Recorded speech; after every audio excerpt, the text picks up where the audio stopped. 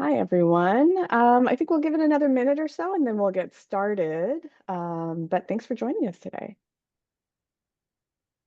Let's see here. Well, actually, it's 10 o'clock, so why don't we go ahead and get started this morning? Thank you for joining us today for this information session from the Camille and Henry Dreyfus Foundation. My name is Neelam Nalamwar, and I'm the Evaluation and Engagement Manager here at the Arnold and Mabel Beckman Foundation. Um, I just want to just mention a few housekeeping items. We will be recording today's session. Actually, we are recording today's session. And by registering for this information session, participants acknowledge that photographs and/or videos may be taken by our staff. Also, participants grant the Arnold and Mabel Beckman Foundation permission to use those photographs and video, including on our website and print publications without compensation or reward.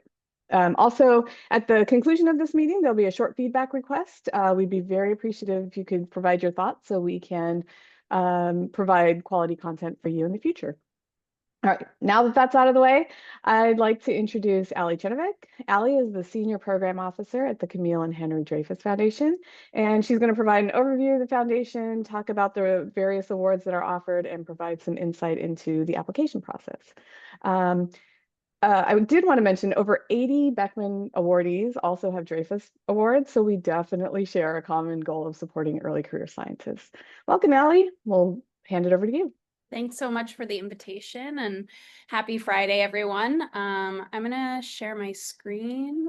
Oh, I just sent a request. Can I share my screen? We should have tested that. I'm so sorry. Yes, let me make sure we could do that. All right, go ahead and try that. Oh, seems to work. Okay, hold on. Whoop.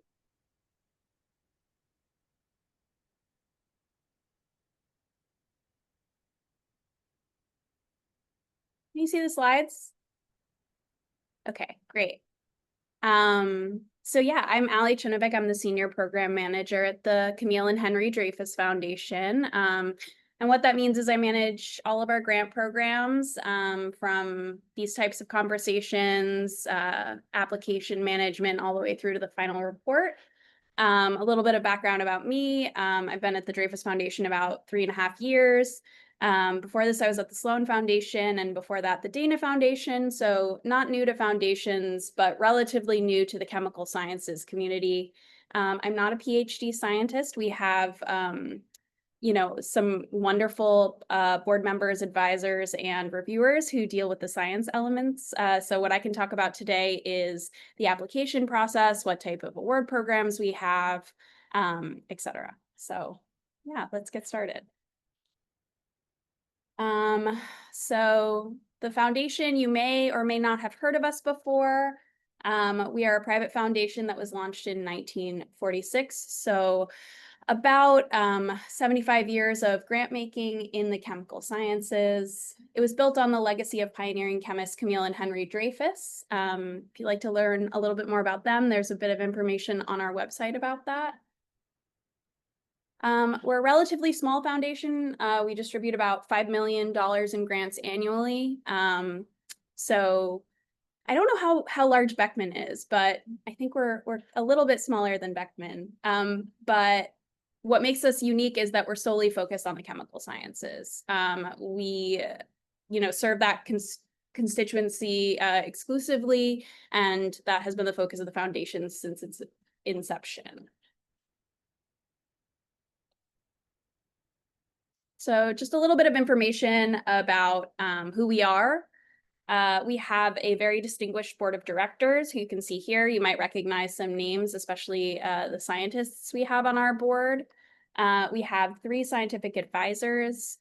We also have a few panels of reviewers, and they, lend their scientific expertise to help us make grant decisions, decide strategy, priorities, things like that. And then down at the bottom, you can see 3 staff members, including myself. There's a picture of us here on the side. We are a small but mighty team. And so, everything that kind of runs through the foundation is managed just by the 3 of us. We have a managing director, then there's myself, and our administrative assistant, Chloe. So I'm going to run through our programs offering relatively quickly, and then my plan is to focus on the Camille Dreyfus Teacher Scholar Awards because I've been told that the majority of you would be eligible for that opportunity specifically, but at the end when we do a little bit of Q&A, if you have questions about any of our other programs, I'd be happy to answer them. So the first is our flagship program. It's our Teacher Scholars program. The Henry Dreyfus Teacher Scholar program is aimed at PUIs, and the Camille Dreyfus Teacher Scholar program is aimed at PhD granting institutions. So generally R1, R2, but we see a variety of different institution types. These are early career support. For the Camille's, it's within the first 6 years of a researcher's independent academic career, and for the Henrys, it's between 4 and 12 years. We give them a little bit of extra time. I'll go into more detail about the Camille Dreyfus Teacher Scholar Awards program, and the Henry is very, very similar to that, just with a different audience. We have our Jean Dreyfus Lectureship for Undergraduate Institution program. Like the name suggests, this is a lectureship award that's aimed at primarily undergraduate institutions. Something that you might not know from the name of this award is that we also support graduate student summer research. So that's a really great part of this award. And there's also a little bit of faculty summer salary. So if you know anyone who might want some summer students or is looking to host a really great lecture, bringing a leading researcher to the institution for a substantial 2-day visit. This program is a really, really great and super rewarding program. The example I usually like to talk about is one time I was reading a report and they were saying that, after the lectureship, they had 4 students sign up to become chemistry majors. So that was really great. It's, the ideal outcome of one of these grants is to really inspire people to pursue careers in the chemical sciences. We have the Dreyfus Prize in the Chemical Sciences. This is a late career award. So I think for most of you, you're probably not quite ready yet, but it could be something in the future you might want to think about. This is a prize that's given every 2 years to an outstanding researcher in a specific area of chemistry. So for example, our last cycle in 2025, the award was conferred in electrochemical processes, and our winner was Hector Abruña from Cornell University. So we're really excited to celebrate him, and we're going to have an event at Cornell in about a month's time. So really exciting. We give out 2 awards with the American Chemical Society as part of their national awards program slate. These are also a bit more of a later career award, but you may know someone who was a mentor or, someone you've collaborated with who could be eligible for these awards. The first is for encouraging women into careers in the chemical sciences, and the second is for encouraging underrepresented and economically disadvantaged students into careers in the chemical sciences. Both awards come with a cash prize as well as a $10,000 grant that's directed to the nonprofit of their choosing to kind of further the activities recognized in the award. And we also get to bring them to ACS for the awards banquet, which is always great. I love meeting our winners in these programs, and just a wonderful way to celebrate the work that they have done. We have our Camille and Henry Dreyfus Lectureship at the University of Basel. I won't say a lot about this because it's not an open program, but we do have a lectureship every year at the University of Basel. That is where Camille and Henry Dreyfus did their studies. And so we have a yearly lecture to honor that connection. And it's one of the areas, besides the Dreyfus Prize, where we really look internationally as opposed to US and territories based. And finally, we have a series of short films called the Chemistry Shorts program. I'll talk a little bit more about this at the end, so I won't really get into it now. While, we are always looking for new subjects, instead of looking for participation in the program, it might be something that you would enjoy. It also comes with teaching materials, so These films are ready to be used in the classroom. But overall, they're just really inspiring and creative films about different topics in chemistry, research, really interesting chemists. And we have featured some of our Teacher Scholar winners in these videos.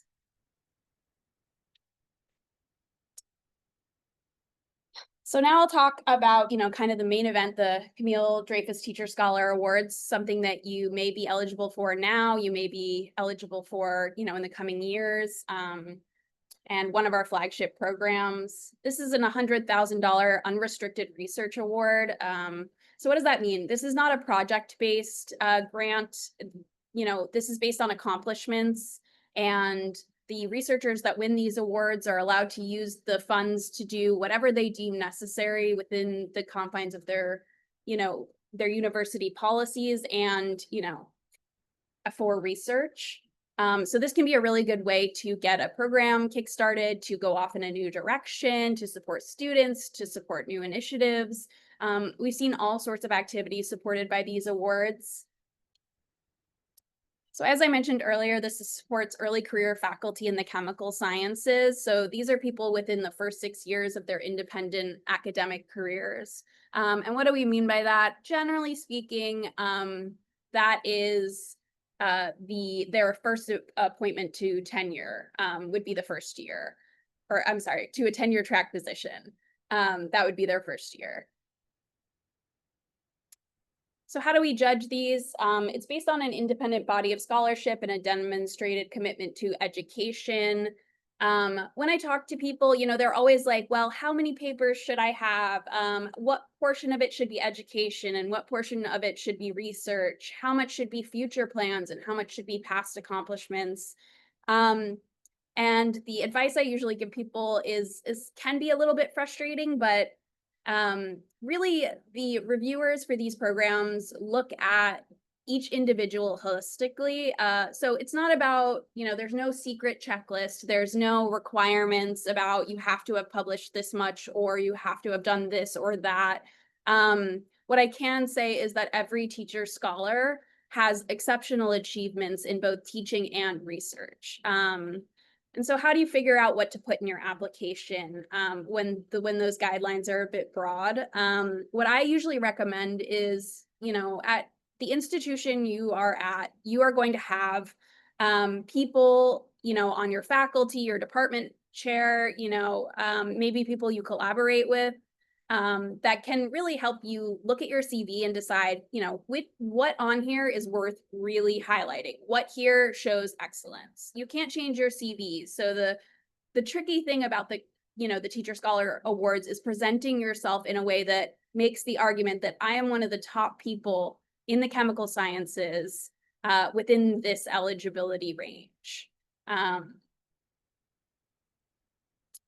And as I mentioned before, unlike the Henry Dreyfus Teacher Scholar Awards, this is aimed at PhD granting institutions.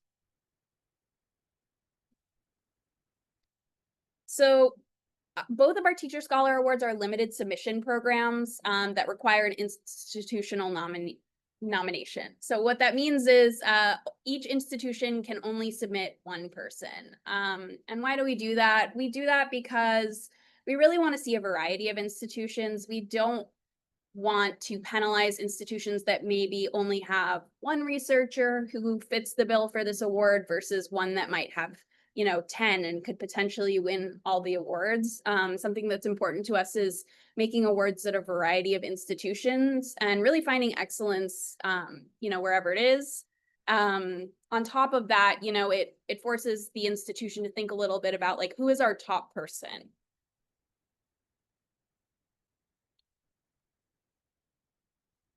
So the timeline for these awards, and we do them every single year, and we've been doing them since, the 70s, so very likely we'll keep doing them in the future, is around November, we usually do our deadline announcement.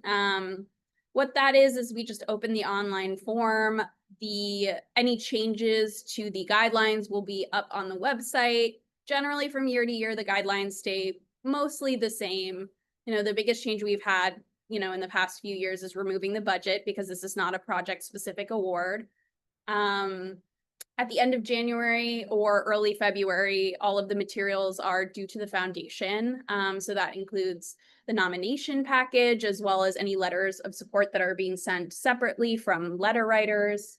And then in early May, we make our award announcement. Generally speaking, we have about 18 or 19 winners per year.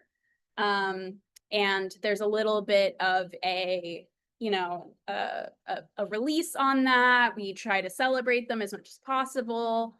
Yeah, something not on this timeline is that we also have a symposium every 2 years where our most recent classes of teacher scholars get together for a day in New York. It's all funded by the foundation for a day of learning, networking, and really just like celebrating, which is always such a really like a great event. And I really look forward to it every year that we do it.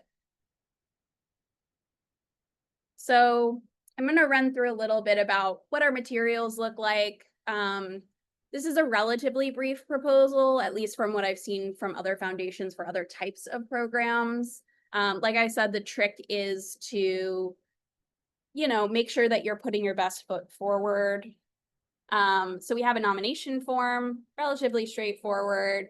We have a letter of nomination that usually comes from the department chair or someone from the institution who could substantially talk about, your accomplishments as an independent researcher. We have a description of the nominee's research accomplishments and future research plans. This section, again, as I mentioned, people are always asking me what should go in here, and really it's about putting your best foot forward. So talking about things that are truly exceptional, on your resume, and as far as future research plans, showing that you're also forward thinking. So you've accomplished, but you're also, thinking about what the next step is, as opposed to this being like a project proposal where, the future research plans are what is going to be funded by the award, because this is an unrestricted research grant. Future research plans are more about looking at the individual and how they think about their research program. So we have a statement that illustrates efforts in education in the chemical sciences. These are called Teacher Scholar Awards for a reason. We think that the teaching element is incredibly important for the next generation. And so we really look for a strong education statement. This could be a lot of different things. It could be, course development. It could be outreach efforts. It could be, I don't know, having a TikTok page that's reaching a lot of people. Excellence in education can look like a lot of different things, just like, in research. And, we're welcoming different and interesting and creative forms of reaching out to the next generation of chemists. Your CV. And 3 external letters of support. Something that I think can be helpful, whether you're submitting for one of our programs or for really any program, as someone who's, been in the foundation space for a while. I think, something I try to tell people is to think about how each of these elements can really tell a story. So instead of thinking about them each in a vacuum, how maybe you can't fit something in your research accomplishments, but you can have your nomination letter writer write something about it, or you can pick a collaborator as a letter writer. So there are a lot of different ways to let your proposal tell a story, but I think the thing to remember when you're writing a proposal is that a reviewer is going to sit down, they're going to read it from top to tail. So, how is this, instead of maybe having the same information repeated in different sections, how is this really going to tell a story about who you are and what you're doing? So just a quick, a quick mention of our chemistry shorts program. This program, we make short films about chemistry and the chemical sciences. They're about 5 to 10 minutes, and they show the vital role that the chemical sciences play in the biggest issues facing the world. We've featured some really interesting researchers. You can see, at the bottom picture, that's Ariel First, and she was one of our Camille Dreyfus Teacher Scholar Awards. So we definitely look to our own community for ideas. As I mentioned, we have associated curriculum and experiments, so they're ideal for use in the classroom, and they're produced in partnership with teachers. So, I invite you to follow us on social media, to check out the films at chemistryshorts.org or on YouTube. This is something that you can maybe enjoy right now if you're not eligible for our programs. And we think that there's some really, really cool and interesting science beyond, kind of some of the things you might see highlighted in this type of science communication in our film series. So just a quick plug for that. And the last slide I have is just, information on how to stay in touch with us. Programs at dreyfus.org is the best way to reach us. That'll go to me, but it will also go to the rest of the team, so that if I am out or if, someone else needs to answer your question, you'll get the fastest and best response. We have a mailing list, and I really encourage you to join that, because if we have any new opportunities or any news, or if you just want to stay on top of deadlines, that's a great way to keep in touch. So just at the bottom of our homepage, dreyfus.org. And again, we're on, Twitter, Facebook, LinkedIn, at Dreyfus Foundation, FNDN. And, we love to post about our grantees and upcoming opportunities. So if that is the way you like to get your news, this is a great way to stay in touch with us. But yeah, I just dropped a lot of information on all of you. So I'd love to take some time for questions. I can talk about other programs, really whatever you want to know about the foundation.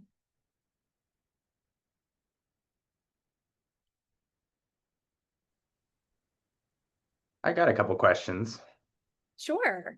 So I got two, actually. I think I already know the answer to one, I think, but I'm gonna ask anyway. So if I started my independent faculty position in January 22, does that mean I would not be eligible to apply at the end of January 28? Because that would be like 6 years and 1 month. That's a good question. And generally the way that we've been handling that is, as long as your proposal comes in, because the official guidelines on the website say at the time of submission of your nomination package. So as long as you submit that a little earlier, you would be eligible for that cycle. Gotcha. And then my other question is there a limit on the number of times an individual can apply? Is it like one and done if you don't make it? Or if you're able to get through that internal down select multiple years, you would be able to apply for multiple times? That's a great question.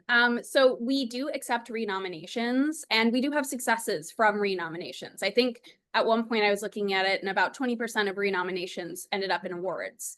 Now, I will say that one reason why renominations I think are successful is because people apply too early. And so, this is highly institution dependent in terms of the type of advice I would give.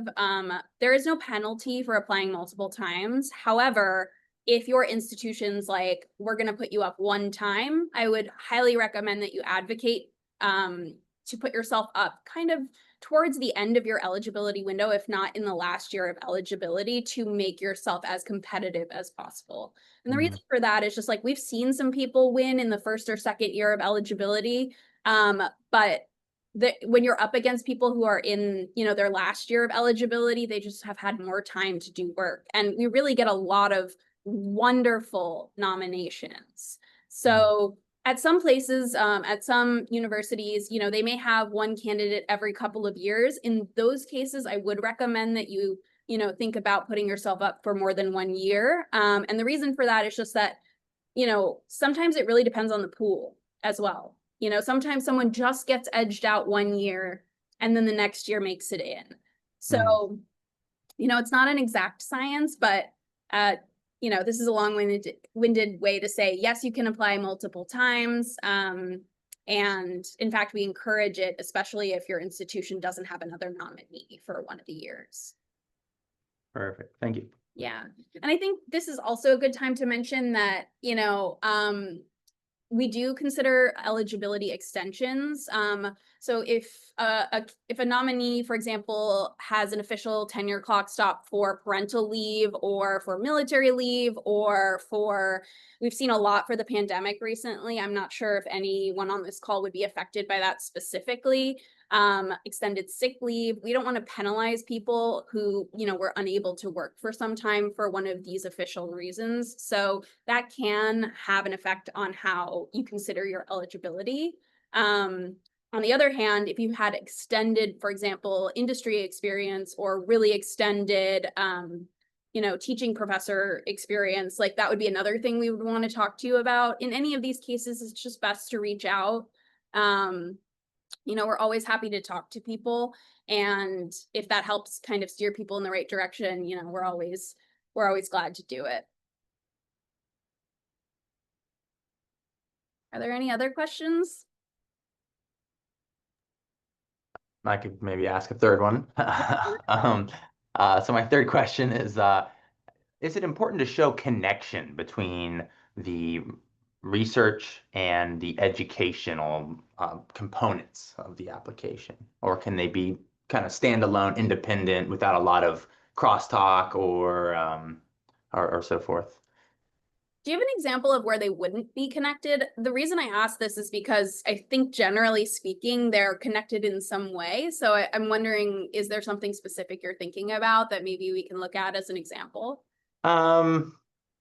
Not per se. I mean, as you mentioned, most of my educational stuff would be quite related to my research. I guess maybe one area, there's definitely not the focus of my kind of educational components, but for example, I have a podcast where I do early career advice for people in my field, like catalysis researchers. But again, I guess that is related, so maybe that doesn't really apply. I wouldn't worry too much about that. Okay. Like I said, again, like our reviewers are not sitting there with a checklist saying, okay, well, the podcast isn't exactly connected and that is something we require, so this person is out. The idea that you're doing outreach in that way, I think would only be a plus to your application. Gotcha. So yeah, again, like the difficult part of these proposals is also figuring out what to highlight. So, including that would be good, but like, what else are you doing? Like, how does that compare to the other activities you're involved in? Mm-hmm. Perfect. Thank you. Mm-hmm. Does anyone else have a question? Ali, I have a question. This might be a little bit further down the road than what you presented, but when I was browsing through the website, I saw that there was the option for an extension after your award would end that could be used upon making a successful, proposal that what you've been working on could be brought to completion with an extension of funding. Maybe I'm not saying that exactly correct, but my question is, if the I guess the Camille Dreyfus application is not going to necessarily have a proposal per se, how does the foundation interpret that request for extended funding? Is it I guess in the absence of other questions, I'm just curious to know more about how you think about this in a longer term for your awardees. Yeah, I think what you're referring to is the supplemental grant for Camille Dreyfus Teacher Scholars Program. Yeah. Is that right? Okay. Yeah. So it's not really an extension of the Camille Dreyfus Teacher Scholar Award. It is open to previous recipients of the Camille Dreyfus Teacher Scholar Awards. And just so you know, anyone who has ever received a Teacher Scholar Award from us, they are always a Teacher Scholar. So they are part of our community. And so that program is actually relatively new. So kudos to you for for finding it.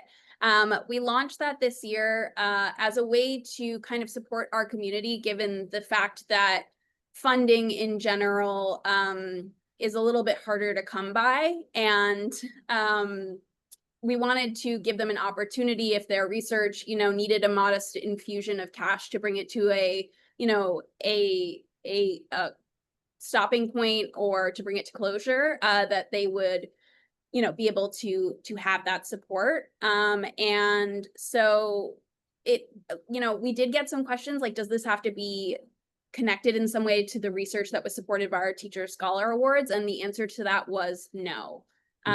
The reason that this program is structured this way is just because, you know, in an ideal world, we'd have unlimited funds to give to any researcher who needs an urgent grant to, you know, keep the momentum in their program going. But, you know, we had to limit the program in some way. And so we decided, you know, this is a good way to serve our community, to serve the people who, you know, have won our awards, yes, but have also been great community members to the foundation over the years. Does that make sense? Do you have any other questions about that? No, that makes total sense. And that sort of clarifies. Yeah, that totally helps. Thanks. Yeah, no problem. Does anyone else have a question? And if you're shy, you can also just drop it in the chat and I can read it out loud. Is there anything where you're like, can you talk a little bit more about this? Or I don't understand that? Or any just questions about, you know, the proposal writing process? I've read many, many proposals in my day, and I'd be happy to talk about that as well. Hi, Ali. Thanks for your presentation. I was just curious if the reviewers for both the Camille and Henry Dreyfus programs are different pools since the focus is slightly different, or are they the same groups of reviewers? That's a good question. So I'm going to preface this by saying we don't share who our reviewers are. You know, I think the reason for that is just to, you know, keep their confidentiality. We also don't provide feedback because we're such a small foundation that being able to provide feedback to the number of applicants we receive would just be very, very difficult for us. What I think I can say that the pools are different. The focus is different. The needs are different for these two different communities. And we recognize that with different sets of reviewers for each program. Thank you. Yeah.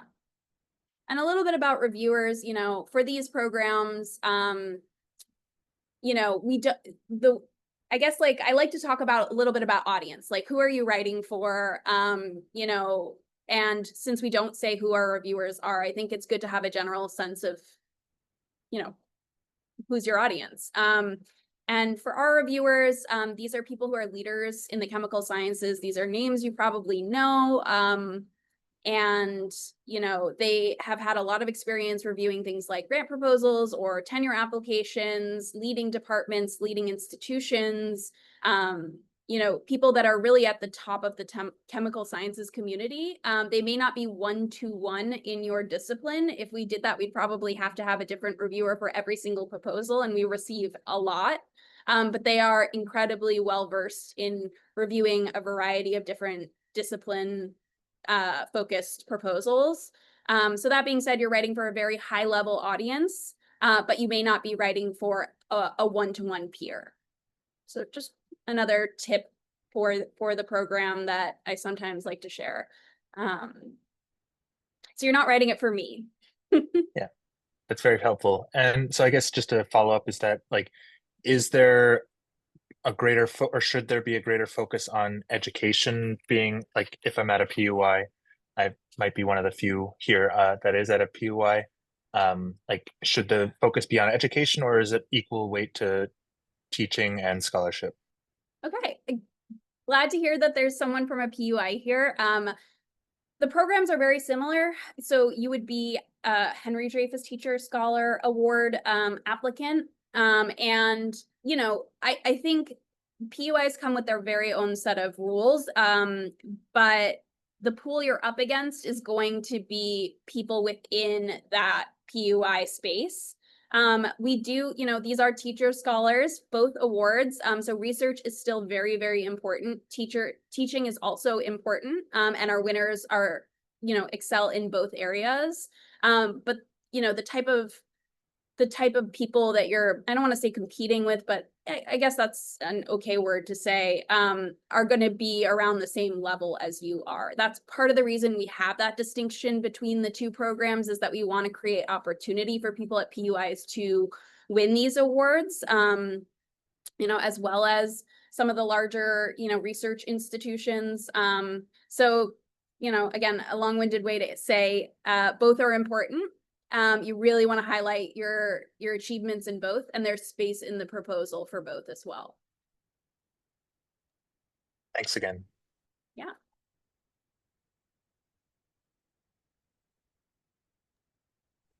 I have another question, Allie. Go ahead. I'm curious, so from the letter writer, the choice of letter writers, I think on the website it said that no more than one can be from a previous advisor. I'm curious to know if you see, or if the foundation sees any difference in success as to whether or not there's an advisor included or like three, unrelated letter writers. It's a great question.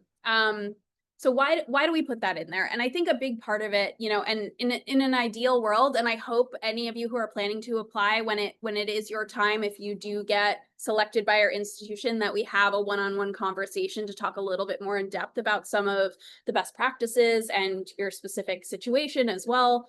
But as far as letter writers go, I don't get the chance to talk to everyone about this. And sometimes when people select a mentor as a letter writer, they say, oh, this person was a great PhD student. And that's great. I think most people who apply to these programs were great PhD students. But what we're looking for is someone who can really talk about your successes as an independent academic researcher. So you're starting off, on your own journey apart from your mentor. And so your mentor may be able to talk in great detail about what you're doing now. It depends, on the person and their relationship to that person. But what we're not looking for is, this person was a great PhD student, this great person was a great graduate student, because that's not really going to make a good case that you are one of the top, independent researchers. I wouldn't say necessarily there's a difference between people who choose a mentor and people who don't. But I do think there's a difference between people who choose a mentor who isn't really familiar with what the applicant is up to now versus, someone who chooses a mentor who really can substantially talk about what work you're doing now. Does that make sense? Yeah, that makes a lot of sense. Thanks. And so we limit it to we don't want someone to make that mistake potentially twice. Perfect. Yeah. Thank you. Yeah.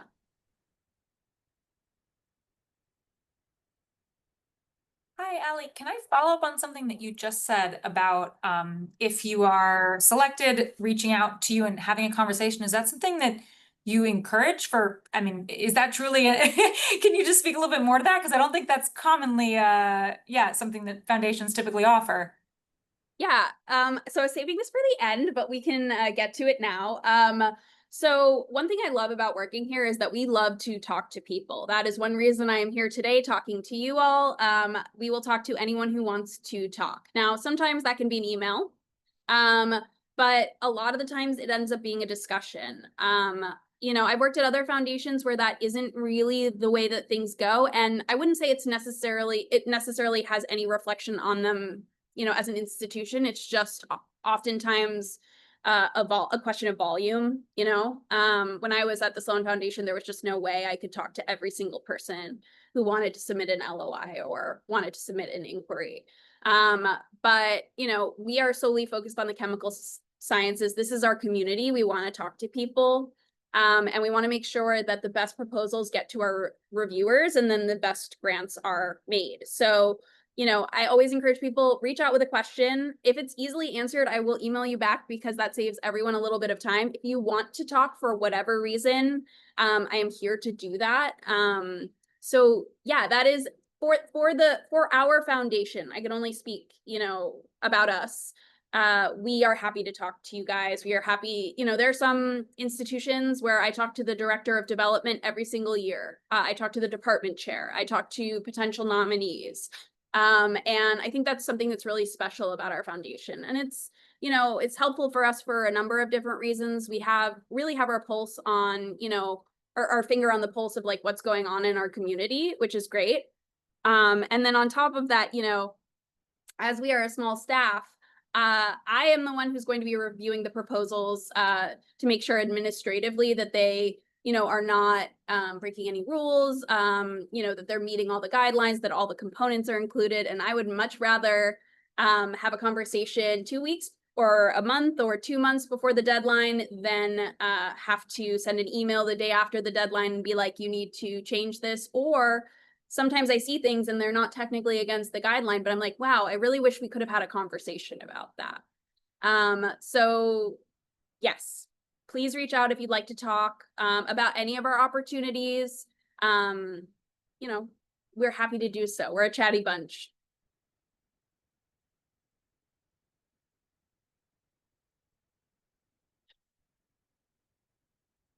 Does anyone else have a question? I'm happy to ask another one if nobody has other questions. Sure, keep going. So I'm curious to know how much attention is paid when you're crafting the review panel for the award. How much attention is paid to different like sub-disciplines within the chemical sciences? I'm guessing you'd try to equally represent all of them, but it's more about kind of a further question on the audience of who's going to be reading, for example, the research proposal to interpret it. Like that's really the heart of the question. So when we're putting together the review panel, we're looking at diversity on a lot of different levels. We're trying to make sure that we have a variety of different perspectives in terms of institution type, gender breakdown, discipline, sub-discipline. Chemical engineers are included in the chemical sciences for us. So we always make sure we have someone who can really, look at those types of proposals. So yes, we try to be very sensitive to making sure that as many perspectives that can be covered within our review panel, are covered. Cool, thanks. Yeah. And, it's really great. I get to go to the discussions with the reviewers. I don't participate, I'm just there to answer any administrative or foundation related questions. And you can see the reviewers really saying, okay, I don't have expertise in this area. What do you as an expert in this area think about this? And, these discussions are really fascinating because I think our reviewers work really well together and they really defer to each other's experience to make these decisions in a collaborative way. Awesome. That's great to hear. Yeah.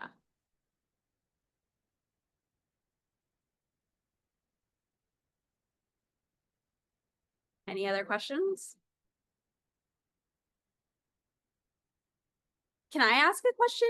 Can you put in the chat if you're thinking about applying any time in the next few years? I'm just curious, like how many people are really considering applying from this pool, sometime relatively soon.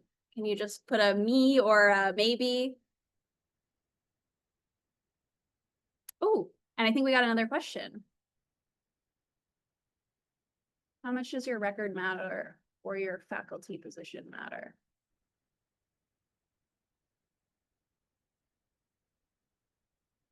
Okay. Ooh.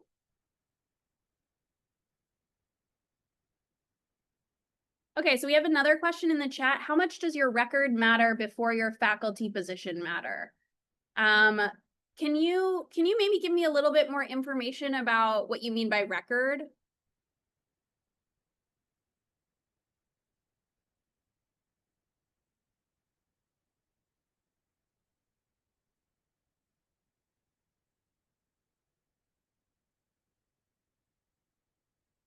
I'm waiting for a response. But it's nice to see there are a couple of people who are planning on applying. That's great. I'm sure we'll have a conversation sometime in the next few years.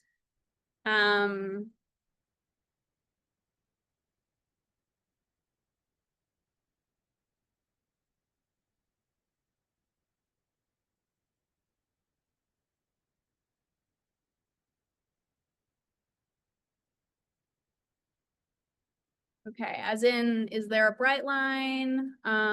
Only things that you do at your current position are considered. Okay. So, we absolutely take into account things that you've done before your faculty position. But really, a big part of this award is the independence factor that I mentioned before. So, I would say you want to focus on what you're doing now as an independent faculty member. If you had, other achievements that really show independence or are really exceptional, oh, okay, you're in physics. Okay, let me answer that part next. So yes, if you have other things that you consider excellent, there are places to include them, like your CV, I think. You may want to highlight the things that you're working on at your current position that are truly exceptional and truly, under the umbrella of your own independent career. As far as, someone who's in a different department, we do have winners that have been from other departments, but the way that our reviewers judge them is based on their impact in the chemical sciences. So, something I'm thinking about, I think recently we had a winner from Stanford who was in the biology department, but her research was squarely focused on the chemical sciences, and her achievements in the chemical sciences were really what was, what was looked at in the proposal. So I think, if you are in physics, but you feel like you really have a strong connection to the chemical sciences, that might be a good question to discuss one-on-one. So feel free to reach out to programs@dreyfus.org and we can have, another conversation about that. But to anyone who's in a different department, that does not specifically exclude you from being a teacher scholar. But really the judgment will fall on your contributions to the chemical sciences and not to whatever other discipline, you're involved in. But I think, not to get too off topic, but I think, science is becoming more and more interdisciplinary, and, we see people who are in all sorts of departments who are really, at the heart chemical scientists. And so, we don't prevent someone from applying based on that alone. The other thing to consider, in those cases is that you still have to win the internal submissions process. So, you might be up against people who are squarely within the chemistry department or the chemical engineering department. And in that case, you really have to make a case to your institution that you feel like you really fit within the parameters of this award. And we can talk about that, to you or to anyone else who's in a different department who might be on this call. I'm happy to talk a little bit about what that would look like offline. Great, look forward to it.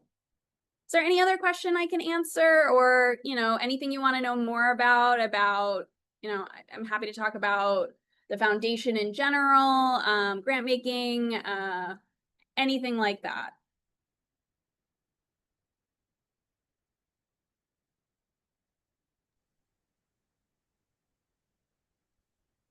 I'm happy to ask another question. So, Let's hear it.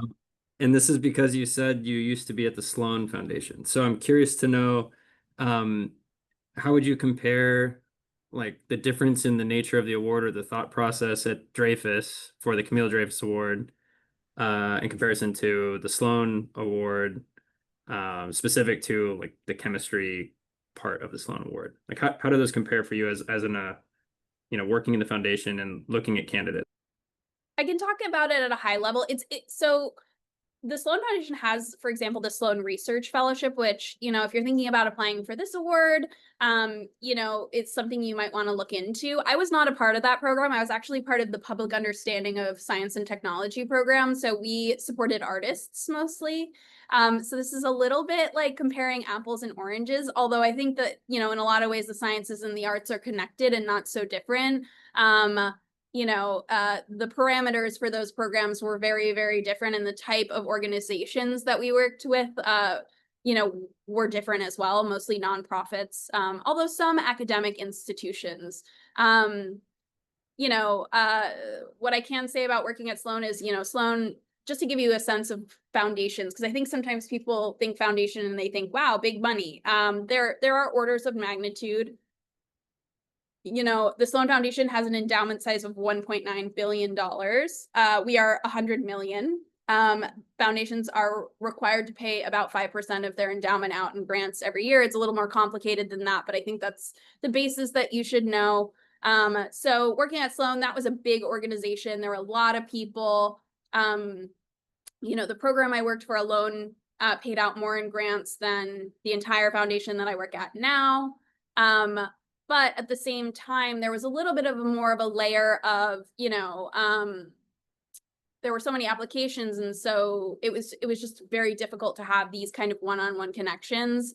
And because we made grants in so many different areas, while we were very plugged into those areas, you know, there was a varied focus throughout the staff. At Dreyfus, we think about the chemical sciences all day, every day that we work. And that is what we do. And so I think we have a much more narrow focus on our community in a way that is really special. I don't think that necessarily answered your question. Do you have any other further questions about that? I'm not sure if I can make much of a stronger comparison there, just because if we're talking SRF, I wasn't really a part of that program, which would be the most similar to the Teacher Scholar Award.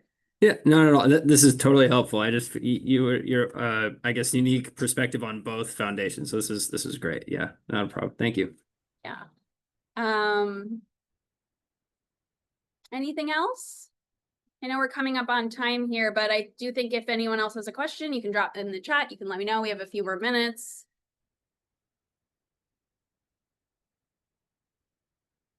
Okay.